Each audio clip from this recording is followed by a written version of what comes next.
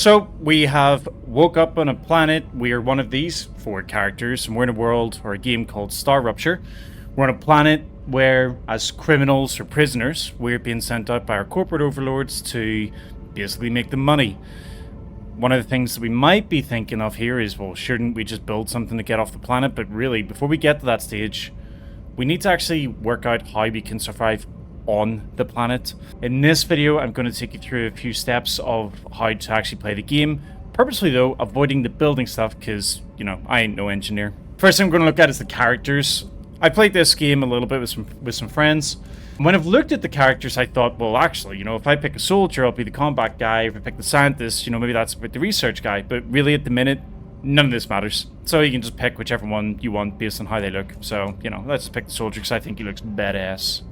The starting ship's not a bad little hub. It doesn't really have any crafting things in it, whatever, but it does have a couple things to point out, you know, like a lower point of interest if you want to read a little bit more information. You've got your item printer that you can print a couple things from. Basic materials are like the main thing in this game, so it's worthwhile having a look at the resources that are required on that. But you can also change characters if you really want to.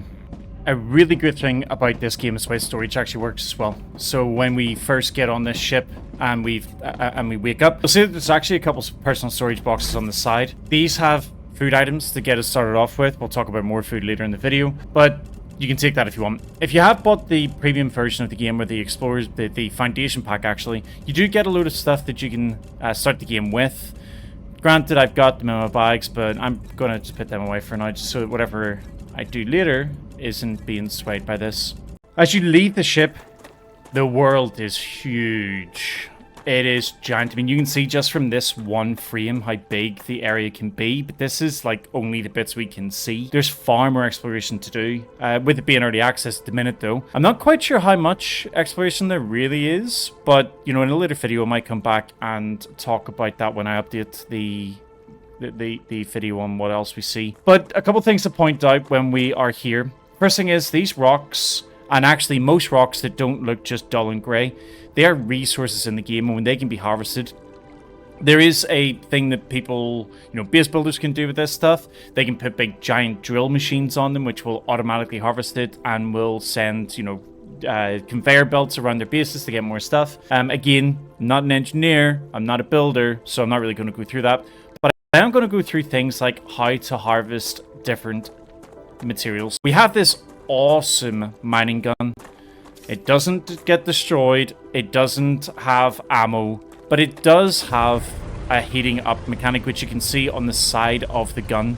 The longer I hold this down, the more that bar fills. We can stop that, or we can reload that by hitting the reload button, and our character will just do a cooldown animation on it which will let us continue to mine. Now, one of the things you probably notice when you first get here are these big meteors that are, or meteorites, that have basically a bunch of steam coming off, and that makes it really easy to see them in the distance. But when you come up to them and you start to harvest them, it takes a long time to actually really get them to be broken down. One of the things you can do with these instead is the meteorites have different colored elements on them. So you can see up the top here, there's a copper. We then got the silver here, which I think is titanium. And we have purple, two purples there, which are heliums, as well as these. If we do those separately, they usually go quite a bit faster.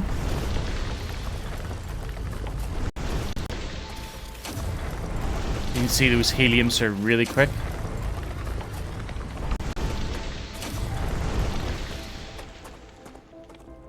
And we have the one up here that we're seeing. And now, the rest of the rock doesn't really have that much harvesting to do. From playing it, the definite feeling is that harvesting each bit is actually quicker than harvesting the main. Quick point on harvesting things with the mining.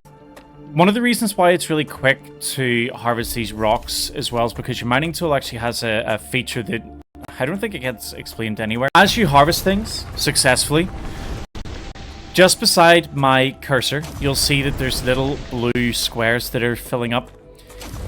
Each one of these increases the efficiency of your tool. The game, just like any other survival game, has a bunch of survival elements to it. Down in the left-hand side of the corner, the blue bar is your shield. Shields automatically replenish. You don't have to do anything to do that. And amazingly, They actually replenish really quickly as long as you don't take damage for like a second. So you can get into some pretty deep combat encounters, and as long as you know, press your, by default, Alt key to dodge, then your shield can keep regenerating and you don't have too much of a problem. There are some environmental effects which I'll let you discover for yourself, but they stop your shield from regenerating. Blue, that is your health. Your health will work like health does in any game. It depletes when you take more damage. You can take damage from falling. However, if I can just find a quick place to jump from, I'll show you one way to avoid. On the point of fall damage, which would do damage to your white health bar beside your character portrait in the bottom left of the screen, there is a way to avoid it as long as you time it right. When you're falling, you can press space again, and you'll do a double jump.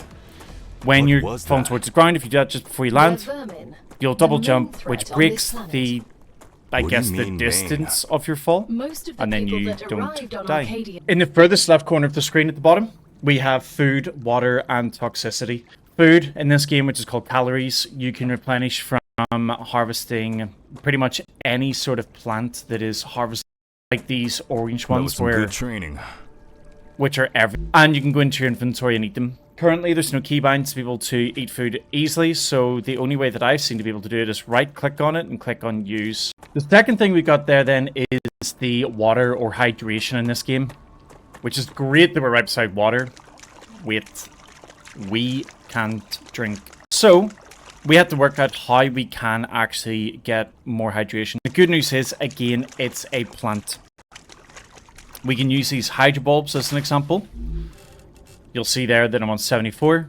When we use one of those, puts up to 89. It is worth harvesting as many plants as you see. The plants in the game have loads of different uses, whether it's refilling calories, refilling your hydration, giving healing effects, and other such things. But one thing to note is that a lot of them do have a toxicity rating to them, and toxicity ends up doing damage once it is full. The game's really good at actually telling you that when you look at the inventory, or when you look at the item in the inventory. If it doesn't say anything about toxicity, it's not going to do any toxicity damage. There are plants that you can find in the game which will clear toxicity poisoning as well. Down the bottom, we've also got our mining tool, which so far I've played the game for probably about 15 hours. I've not replaced the harvesting tool. And you do unlock a healing and throwable item as well. The throwable that we unlocked, at least all of us, and we haven't unlocked a new one. It's an amazing grenade where when you throw it, it puts out a lure. It lures all of the enemies into it and then does a big explosion. And the healing item is basically, well, it's a healing item. It's like a stim pack. You can use it yourself or you can use it in teammates. Both of these items don't need to be crafted. You unlock them at a certain stage in your research trees. The way that you then replenish them is to recharge them. The throwable one is recharged by killing enemies. So as you do that, you will generate more charge to be able to throw more grenades. A healing item, however, that is generally recharged by picking up plants. So every plant that you pick up will add a percentage to that. When you're exploring the planet, keep an eye out for orange lights. Orange lights indicate a lootable object. So it might be things like these bodies where they have a number of different items in them. There will also be things like piles of rubble, drones that have been destroyed, and sometimes even buildings, but they're always indicated by an orange light. If you're in a rush, you can just press F with the inventory open and it will automatically loot anything in there. Survival games often have massively explorable areas, and StarRupture is absolutely no different. The only thing that's really different in this game is that you don't have a map from the onset, and so you need to be able to research how to do that. The corporate terminal is your key to unlocking basically everything that you'll need in this game, but you have to be able to do the research first to be able to unlock the upgrades that they'll give. So a couple things you want to do is build a building. This is important to do pretty early in the game because of an event that happens that I don't want to spoil, but if you don't have a building, it's going to be a bad time for you and your friends. But you got the building though, you can build a couple of things. First one being a corporate terminal. These corporate terminals have 5 different factions that we can send our research points to, and that essentially builds up reputation. Map is unlocked through the Moon Energy Corporation. By gathering these blue sort of binary code research point things from a number of different things, and then using the level up button to unlock each level. And you can see in here, at level 1, we've unlocked the solar generation and analyzing station. We start at level 1, so you kind of start with those. We unlocked a recipe station, and we unlocked the map. And that map, just very simply, gives you a map. Other things we can look for in here is we can, unlock regeneration chambers, med tools, that's through the future health solutions. I'm not going to scroll down too far in these because I don't want to spoil it. We can get the pistol from the Griffiths Blue Corporation. Yeah, there's a whole load of different unlocks. You can see what the unlocks are from the start, so, if you want to see, just build the table and have a look. To get the points for this, though, we need to have an analyzing station. The analyzing station works very, very simply. You find items that at the bottom says use an analyzing station, and it shows you how much they're actually worth. You put them into the table and hit claim, and that just gives you the points. Alrighty, so something has happened to the planet, which, again, I'm not going to spoil, but what it has done is it has opened up caves around the map, and you can see those caves on the map by these symbols. These caves maybe at first seem scary, but they're not. They're okay. You can actually go into them just fine. Just remember, use the double jump so that you don't take damage. But you want to just go around the place and fully explore these caves. They're not that big from what I've seen so far. They're actually pretty small, but they have some pretty valuable resources in them. The first one is these glow caps. I need to survive. Glow caps are really good early in the game because you can't make things like healing items, and a lot of your food that you'll find are just the plants that are, they give like 4 calories and like maybe 10 hydration. And even though later in the game, whenever you've unlocked it, you can research how to make better food, it takes quite a while to get that. The glow caps from these caves, though, they're insane. They give 50 health points, 20 calories, and 30 hydration with no toxicity. So it's definitely worth, when these caves are open, going into them and getting those glow caps. And don't forget, when you're in here, there is quartz. The only quartz that you can harvest is in these caves so far from what I've seen. And there's usually only a couple of them. So again, when you're in the caves, make sure to get that as well. And I figured it's probably a good time to show you how to get ammo, because embarrassingly, it probably took me a little bit too long to realize. Ammo is made in this thing here. These are called basic item printers. When you go into it, you can see what the items are that is required. So if I want to make 10 pistol ammo, it will take 7 basic building materials. If I need to see how to make those as well, I can highlight the items on the page tab down here, and it will show me. So what we're going to do is go in here, click on the bullets, and I'm just going to make myself the maximum amount that we have to is 300. So now I've got 300 bullets. We have a gun. We've unlocked the healing item. We've also unlocked the grenade. So it's time to go and do an event to see what we can learn about the surrounding. These things are spotted around the whole map, and they're called geolocators. When we go to these, we can activate it, and it basically starts a minigame. That minigame is simple. Defend this area until it has finished. So let's get started. Geoscanner initialized.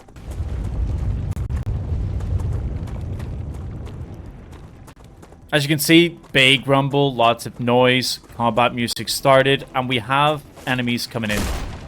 Ambush. Forgive my bad aim. But this is what this event is. We just have to stop the enemies from coming in. They will attack us if we get close to them. But if we don't get close to them, they'll actually go towards this instead, and we'll start to attack it, which will interrupt it and eventually stop it from doing the action. You can see the progress of it on the side here.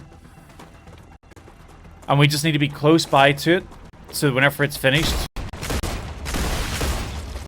we can activate it.